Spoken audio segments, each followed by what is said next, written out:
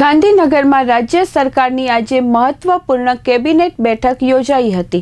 આ બેઠકમાં રાજ્ય સરકાર દ્વારા એક મહત્વપૂર્ણ નિર્ણય લેવામાં આવ્યો છે, જેમાં શાળા શરૂ થતાં જ વિદ્યાર્થીઓ અને વાલીઓને આવકનો દાખલો સહિત 18 જેટલા વિવિધ પ્રમાણપત્રોની જરૂર પડતી હોય છે, જે 1 એપ્રિલથી ઓનલાઈન મળશે, જેના કારણે 80 લાખ લોકોને સીધો ફાયદો થશે।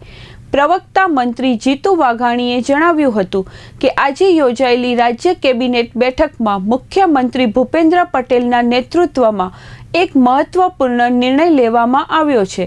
શાળા શરૂ થતાં જ વિદ્યાર્થીઓ અને વાલીઓને આવકનો દાખલો, જાતિનું પ્રમાણપત્ર સહિત 18 જેટલા વિવિધ પ્રમાણપત્રોની જરૂર પડતી હોય છે। આ માટે સરકારી કચેરીઓમાં મોટી લાઈનો લાગતી હતી અને વાલીઓને એડમિશનની ચિંતા સાથે દાખલાની સમયમર્યાદાની મુશ્કેલીઓ પણ ભોગવવી પડતી હતી। આ સમસ્યાને ધ્યાનમાં રાખીને મુખ્યમંત્રીએ અધિકારીઓને સૂચના આપી છે કે આ સમગ્ર પ્રક્રિયા કેવી રીતે ઓનલાઈન અને ફેસલેસ બને તે સુનિશ્ચિત કરવામાં આવે।